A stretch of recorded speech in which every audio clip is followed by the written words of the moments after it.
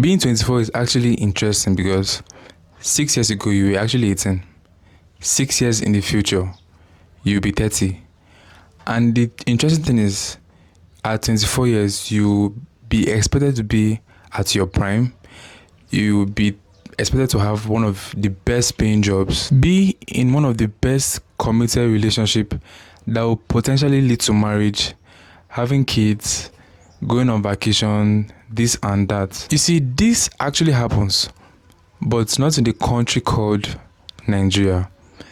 Nigeria is a doom to millions of dreams and crushers to young talent. Most 24-year-olds in this country, Nigeria, well, according to my research, will probably still be in the universities, while some of them will probably be doing their NYSC, or some of them will actually be looking for a corporate job, which is another hell on its own. Now, this is my advice. If you're probably not up to 24, like you are probably still 19, 20, just maybe you're probably still in your early 20s, it is definitely very okay for you to still be confused on what your future could possibly be. Okay, like for example, let's say you are in school studying a random course, for example.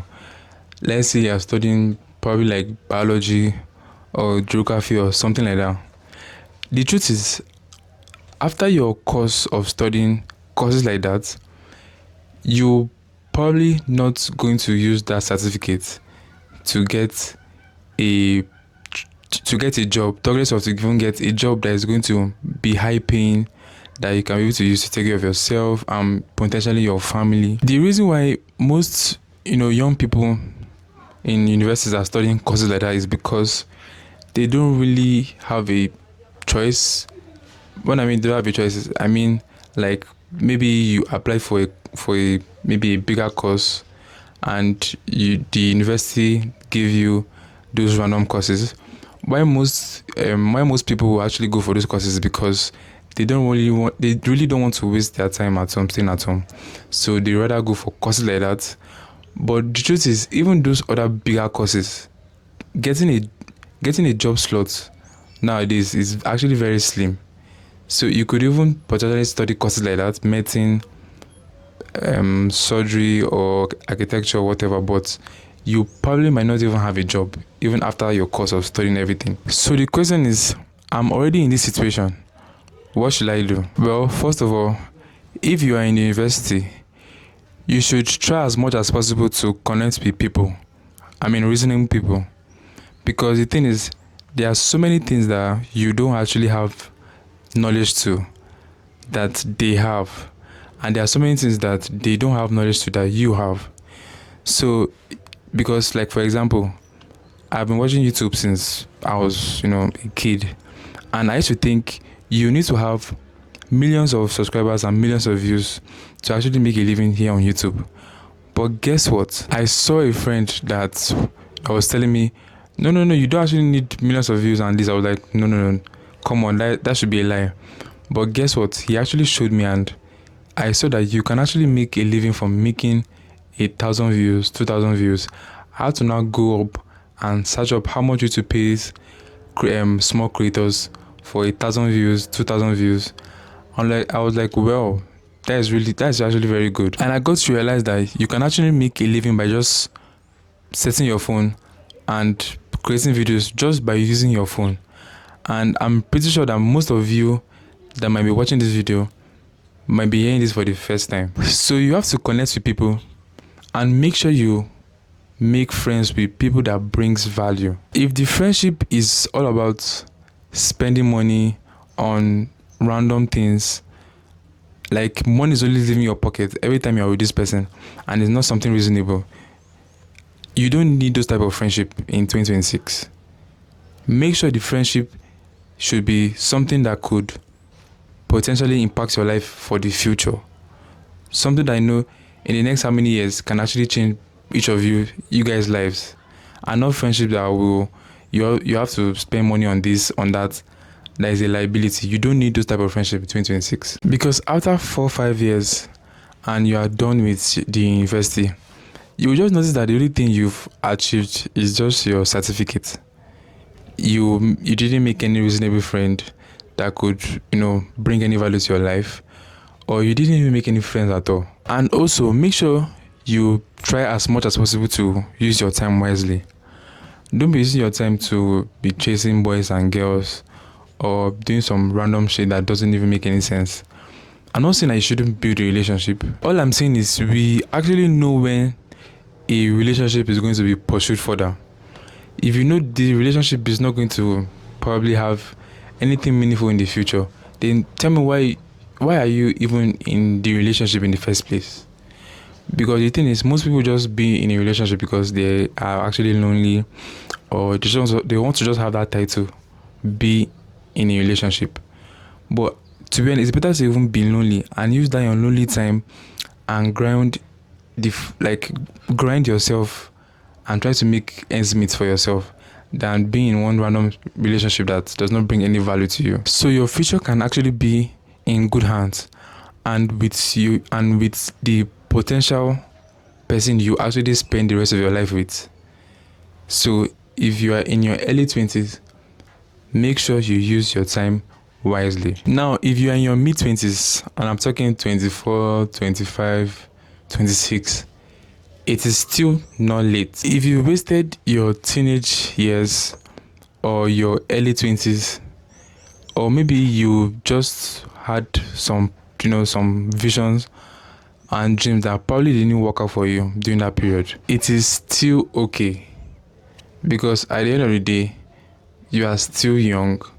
The future is actually very bright, very long, and there are so much changes that can still be made in your life. Now, your prime focus shouldn't be trying to be in a relationship.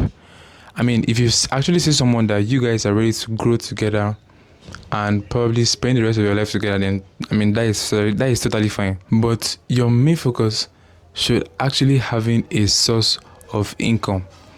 Because to be honest, at that age, you even if you are probably collecting pocket money from your parents, at that age they might probably don't want to keep giving you that money, unless maybe you come from like a wealthy family, which is actually okay. Well, but if you don't come from a wealthy family, then you have no choice than to find a job.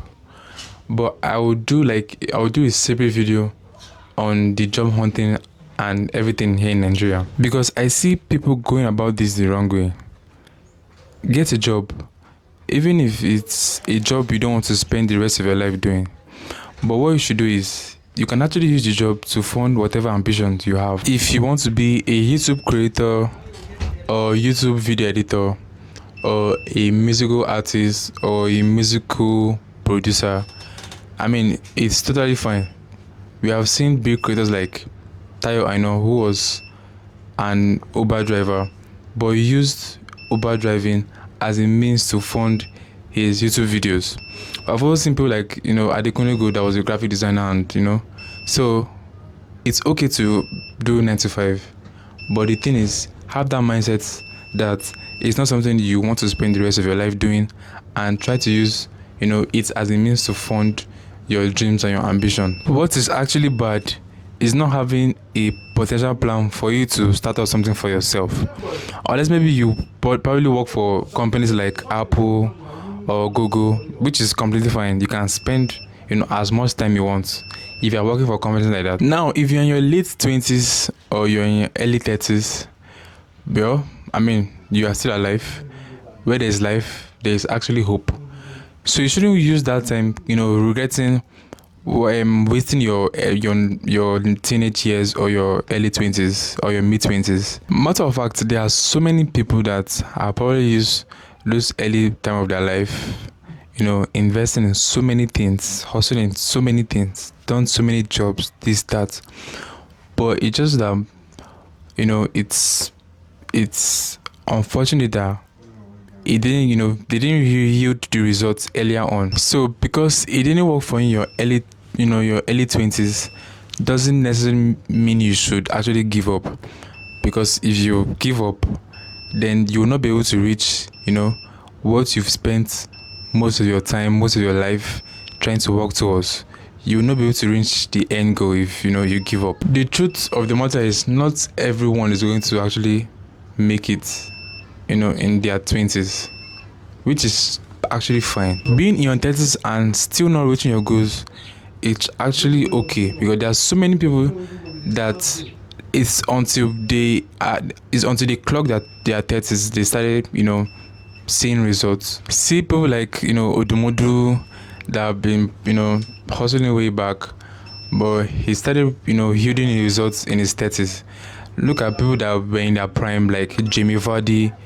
So you shouldn't hit your head on the wall because you tried so many things in your 20s but it didn't work out. Because the truth is, so many of us actually prime in our 30s. So because you are doing something and it's not working doesn't necessarily mean you should give up. But what you should do instead is actually change your strategy. So like for example, if you're a YouTube creator and probably the niche you are doing is not giving you the results you actually thought it would, you can just change niche rather than giving up your YouTube career. Change niche into something different. Same goes to you if you're a musical artist. Same goes to if you're an actor, actress, video editor, whatever it is. Change your approach. Don't probably be sticking on one thing and hoping it works, because at the end of the day, whether you're in your early 20s, you're in your mid 20s, or you're in your late 20s, for the fact that you're still alive, you still have time.